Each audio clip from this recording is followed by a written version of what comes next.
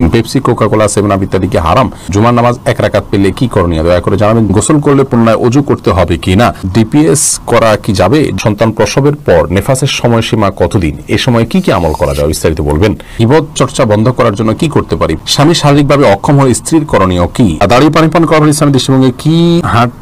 হাঁটতে কোরআন তেলাওয়াত করা যাবে কিনা? ইসলামে কি কম হাসাহাসি করা ভালো? ছেলে মেয়েদের আকিকা না দিলে কোনো ক্ষতি হবে কিনা? জোহর নামাজ 4 রাকাত সুন্নত ছেড়ে দিলে কি গুনাহ হবে? শহীদুল ইসলাম জানতে চেয়েছেন হাঁটতে কোরআন তেলাওয়াত করা যাবে কিনা? কোনো অসুবিধা নেই, কোরআন তেলাওয়াত বসে বসেই করতে হবে, এমন কোনো বাধ্যবাধকতা নেই। আপনি চলতে ফিরতে উঠতে বসতে কোরআন তেলাওয়াত করতেই পারেন, কোনো অসুবিধা নেই। আশরাফুল ইসলাম জানতে চেয়েছেন ছেলে মেয়েদের আকিকা না দিলে কোনো ক্ষতি হবে কিনা? আকিকা বিভিন্ন বর্ণনা দ্বারা বোঝা যায় এটা তাদের আসলে লাইফ ইন্স্যুরেন্সের মতো, সেই জায়গা থেকে তাদের নিরাপত্তার জন্য এটা করা উচিত, কিন্তু না দিলে তারা ক্ষতিগ্রস্ত হবে এরকম কোনো কথা আবার হাদিসে বলা হয় নাই। নিরাপত্তার জন্য এটা সতর্কতামূলক ব্যবস্থার অংশ হিসাবে সাধ্য অনুযায়ী করা উচিত। জেরিন তাসিম জানতেছেন জোহরের নামাজ 4 রাকাত সুন্নত ছেড়ে দিলে কি গুনাহ হবে? জোহরের নামাজে 4 রাকাত সুন্নত যদি মাঝে মধ্যে ছুটে যায় কোনো অসুবিধা নেই, কিন্তু নিয়মিত যদি এরকম ছাড়েন তাহলে সেটি অবশ্যই গুনাহের কারণ। গুনাহ বলতে এখানে কবিরা গুনাহ হবে না, বড় কোনো পাপ হবে না, কিন্তু এর ফলে আপনার ছোট গুনাহ হবে এবং ক্ষতি হবে। কারণ নবী সাল্লাল্লাহু আলাইহি ওয়াসাল্লাম এটাকে কখনো ছাড়েন নাই। নবী সাল্লাল্লাহু আলাইহি ওয়াসাল্লাম কখনো ছাড়েননি, সেই কাজটিকে আপনি ছেড়ে দিলে অবশ্যই গুনাহ মানে ক্ষতি, অবশ্যই আপনার ক্ষতি হবে। যদিও ক্ষতিটা মহাপাপের পর্যায়ের ক্ষতি হবে না, কিন্তু হবে। এবং এ ধরনের ক্ষতির কারণে আপনার নামাজের যে মূল স্পিরিট, নামাজের যে মূল বরকত, সেটি কিন্তু নষ্ট হয়ে যায়। মোহাম্মদ সিয়াম পাটোয়ারি, ইসলামে কি কম হাসাহাসি করা ভালো?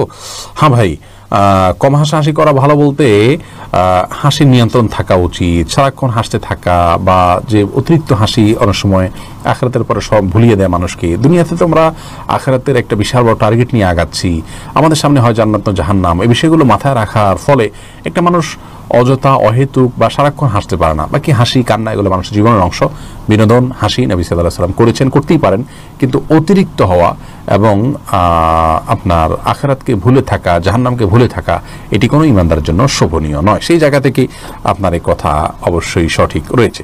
দাঁড়িয়ে পানি পান করার ইসলামী দৃষ্টিভঙ্গি কি? জনাব সাইদ আহমদ জানতে চেয়েছেন। ভাই সাইদ, দাঁড়িয়ে পানি পান করা অনুচিত। মুসলিমের হাদিসে আসছে কেউ যদি দাঁড়িয়ে পানি পান করে তাহলে সে যেন হাত দিয়ে সেটাকে বমি করে ফেলে দেয়। অনুত্তম কাজ, অনুচিত কাজ, মাকরুহ, অপছন্দনীয় কাজ। আমাদের ইসলামটা সুন্দর হোক, আমরা জান্নাতে যে যাওয়াটা নিশ্চিত যদি করতে চাই, তাহলে সেই ক্ষেত্রে এই ধরনের অনুচিত কাজগুলো আমাদেরকে পরিহার করতে হবে। আমরা রান্না বাড়ার ক্ষেত্রে, দুনিয়ার ক্ষেত্রে পারফেক্টনেস আনার জন্য কত চেষ্টা করি, অতএব আমার ইমান আমলের ক্ষেত্রেও এ ধরনের অনুচিতগুলো থেকে বেঁচে থাকাও আমার ইমানকে, আমার আমলকে পারফেক্ট করার অংশ হিসাবে আমাদের খেয়াল রাখতে হবে। আল্লাহ তাআলা আমাদেরকে সেই তৌফিক দান করুন। মাকসুদাতুন শাকি, আপনি জানতে চেয়েছেন স্বামী শারীরিকভাবে অক্ষম হলে স্ত্রীর করণীয় কি? বোন, যদি স্বামী শারীরিকভাবে অক্ষম হন তাহলে সেক্ষেত্রে স্বামীকে ট্রিটমেন্ট করিয়ে যদি সুস্থ করে তোলা যায় আলহামদুলিল্লাহ ভালো। আর যদি সেরকম সুযোগ কম থাকে বা সেটা না হয়, তাহলে সেক্ষেত্রে স্ত্রীর অধিকার আছে স্বামীকে ত্যাগ করার জন্য আদালতের শরণাপন্ন হওয়া বা মিউচুয়ালি দুই পক্ষের লোকজন বসে তার কাছ থেকে তালাক নিয়ে নেওয়া, এই অধিকার স্ত্রীর রয়েছে।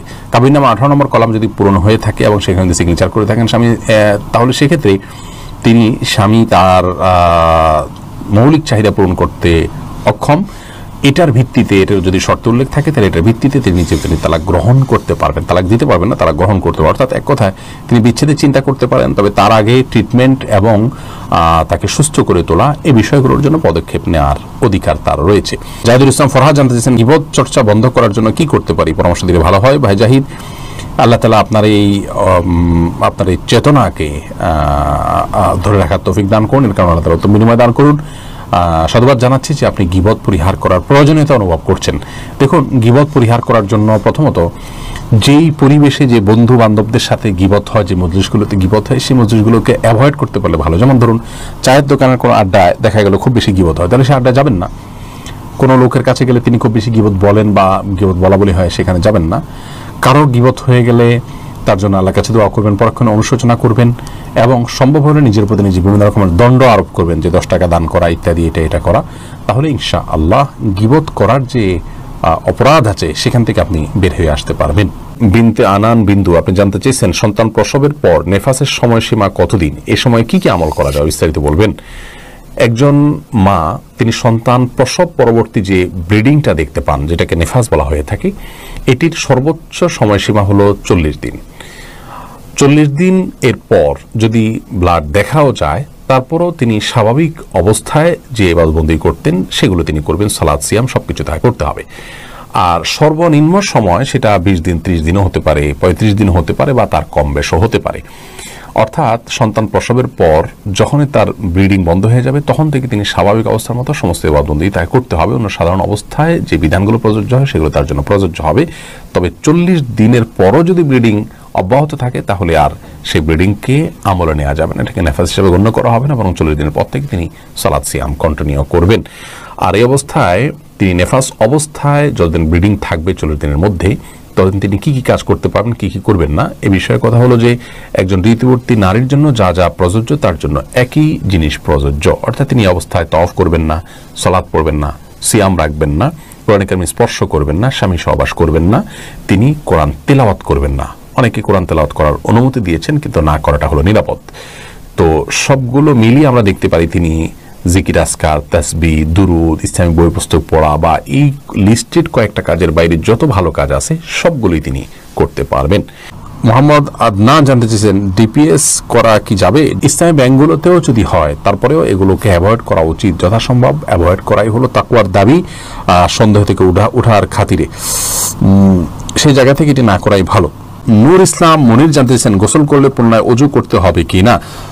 নূর ইসলাম মনি, গোসল করলে পুনরায় অজু করার কোনো প্রয়োজন নাই। গোসলটা যদি সুন্নাহ সম্মত গোসল হয়, গোসলের শুরুতে যদি আপনি 2 হাতের কবজি, কুলি, নাকে পানি, মুখ ধোয়া, হাত ধোয়া, মাথা মাসা করে এরপরে গোসল করেন, শেষে পা দিয়ে বের হয়ে আসেন, তাহলে আপনার গোসলের সাথে অটোমেটিকলি অজু হয়ে যাচ্ছে। শুরুতে যদি সুন্নাহ সম্মত গোসল করেন, অজুর নিয়ত থাকে, তা না হলে আলাদা করে অজু আপনাকে করতে হবে যদি অজু সুন্নাহ সম্মত গোসল আপনি না করেন।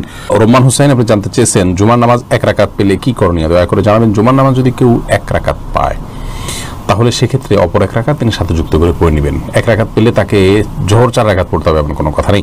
মোহাম্মদ কাজী শাহরিয়ার সাকিব জানতে চেয়েছেন, পেপসি, কোকাকোলা, 7 আপ ইত্যাদি কি হারাম?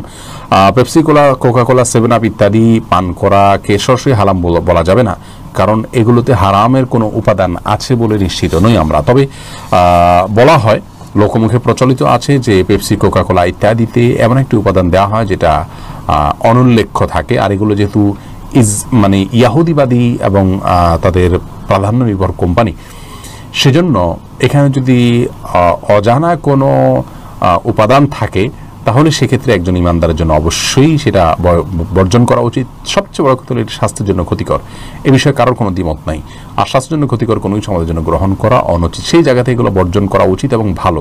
কিন্তু এটাকে হারাম বলতে হলে হারাম কোনো উপাদান আছে সেটি প্রমাণ করতে হবে, সেটি যেহেতু প্রমাণিত নয় অতএব এটাকে সরাসরি হারাম বলা যাবে না, কিন্তু পান করা ইমানদারের জন্য তাকওয়ার খেলাফ বা অনুচিত আমরা বলতে পারি বড়জোর।